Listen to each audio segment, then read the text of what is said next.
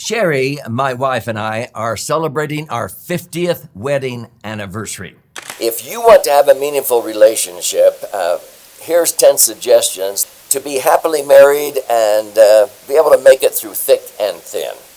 In this episode, I am going to reveal the secret to being happily married now for 50 years. People all over the country ask me this question. So get ready. I'm going to give you 10 suggestions for a happy, fulfilling marriage.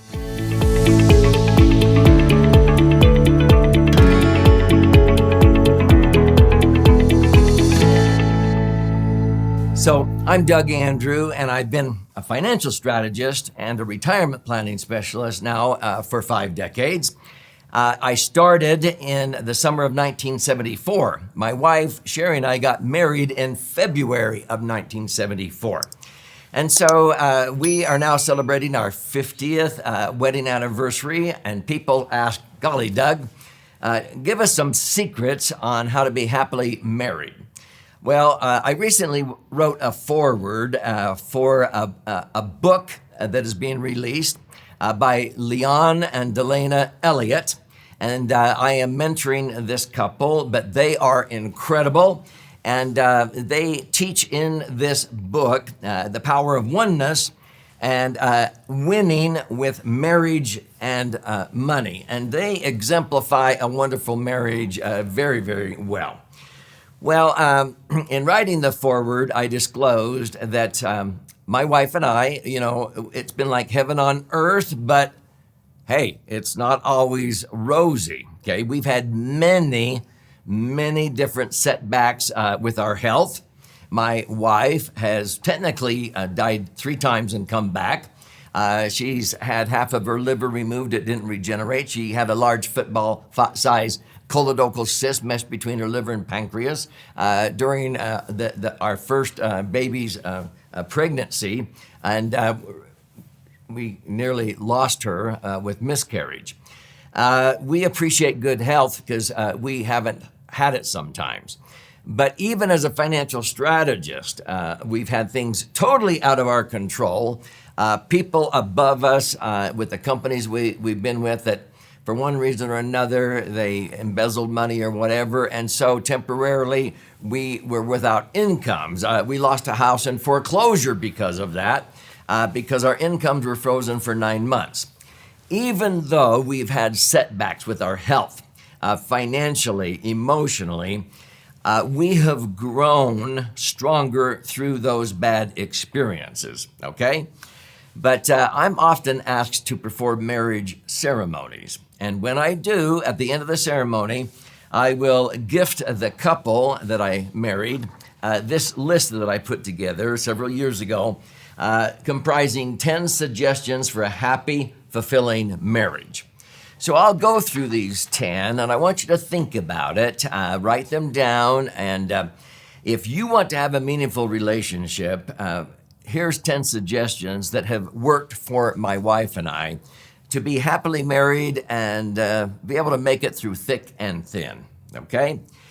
Number 1, bear one another's burdens. Be supportive of one another. Don't go just halfway. As Zig Ziglar used to say, marriage isn't a 50-50 proposition. It's 100% proposition.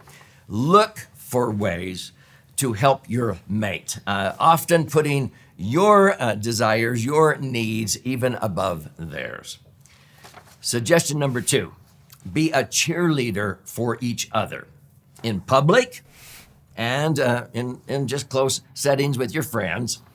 When someone compliments your spouse, don't say, oh, he's all right or she's all right, okay? Say, that's the very reason I fell deeply and heavily in love with him or her. In other words, brag on your spouse in front of people. Suggestion number 3, invest at least 5 minutes each day thinking positive thoughts about your mate, okay? Writing them down and sharing them openly. Now, call each other during the day, say, hey, honey, I was just thinking about you and wanted you to know how much I love you and appreciate you, and I'm so glad you are my best friend. Very important that you do that. Nothing drives me crazier than to hear maybe a bunch of people do spouse bashing, okay, or making fun of their spouse. That doesn't do any good. Number 4, pay your spouse genuine compliments often, expressing positive emotions. Give little gifts to each other and receive gifts graciously. It doesn't matter what I purchase for my wife. She is always thrilled. She makes me feel like it was the top of her shopping list. And even though 48 hours later something shows up in its stead, she has always been very, very gracious to receive the gift. She has never said, "What did you buy this for? You know I don't look good in orange." No, okay. And so receive those gifts graciously, and your spouse will want to buy you more. Number 5, okay? Perform physical gestures of love and endearment daily. Sometimes just a little flick of the hair or rubbing their neck is a sign of love and affection, to where you are able to touch and express love and affection so that they feel close, that you care, that you're thinking about them. Suggestion number 6, invest time often sharing feelings with each other. You know, I was so saddened years ago to learn that the average couple, after being married about 5 years in America, only spends about 17 minutes a week focused on each other talking. No wonder the divorce rate is so high. Invest time often sharing your feelings, but don't keep score. That's probably one of the best recommendations I can give. I see marriages where, one will say, well, you spent the weekend with your guy friends, so I get the same amount of time with my girlfriends. And you went out and you spent $1,000 at the mall. I get to spend $1,000 at the mall. And oh my heavens, that would drive me crazy keeping score. I am thrilled when my wife is able to spend time with her friends or with her siblings or sisters, or she wants to go out, and because she is very, very frugal, she will sacrifice. And so I encourage her. I want her to be able to buy some nice things for herself. And even though I'm a financial strategist, we want to smell the roses as we go, even though we save money. But you've got to be together and focused on how you're going to manage the money. But be generous. Don't hover over them. It's really about compatibility and companionship, not about, competition and the contention that results from that. Suggestion number 7, allow time for each other when one or both of you come home from work, let's say. Be there for them when you know when they're going to arrive, and let them know that you're thrilled, you're glad that they're home, okay? That you've been looking forward to being with them. Keep courting each other. How do Sherry and I do that? We have regular date nights. They're usually Friday, but if they get preempted because of a wedding or something we have to go to, we make it up. We don't just go, this weekend we can't have a date night. I'll have a date night on Saturday or Saturday afternoon or whatever. Also, my wife and I try to enjoy lunch together at least 2 days a week. Continue to court them, okay? Suggestion number 8, be forgiving. Holding a grudge is one of the major deterrents to a quality marriage. Don't retire at night without making amends. That was the best suggestion I was given when I got married 50 years ago, to make sure that you make amends before you go to bed. You don't want to go to bed and let things fester and smolder and you're angry and you go to bed that way. Always make up before you go to sleep, okay? Now, that has been one of the best suggestions I have ever followed. Number 9, give your spouse a chance to improve him or herself. Okay, don't try to change them. work on changing yourself, and they will change. So many times we are quick to point out the other person's fault and we want to change them. No, we want to make sure that we appreciate them. It reminds me of a client I had that was always talking about, I don't know why my husband comes home and he plops his feet up on the chair and he reads the newspaper and then he kicks his shoes off and then he goes to bed and he leaves the shoes cluttering the living room.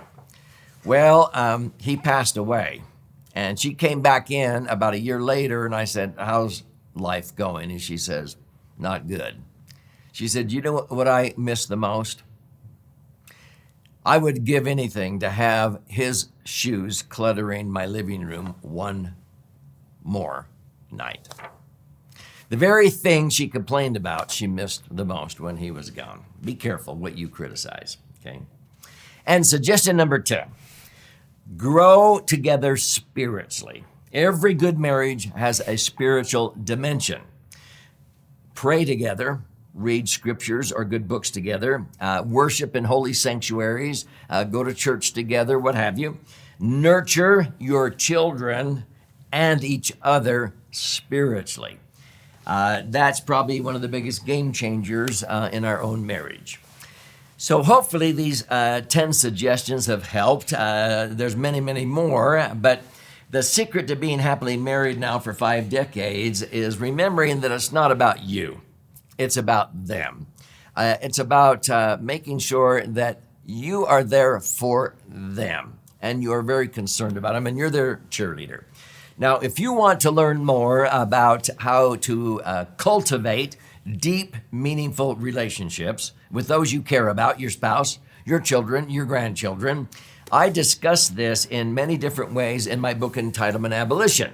Now, you may think, entitlement abolition? Well, yeah, because I talk about family vacations with a purpose and date nights. I talk about a grandpa's camp, and I talk about all of the ways that you can build one another up. Now, this book retails for $20 on Amazon, and if you purchase it there, plus shipping, thank you. But I'll gift you a copy free. You simply go to entitlementabolition.com. You contribute a nominal amount towards the shipping and handling. I'll cover the rest of that, and I'll pay for the book. I'll fire out a hard copy to you via priority mail.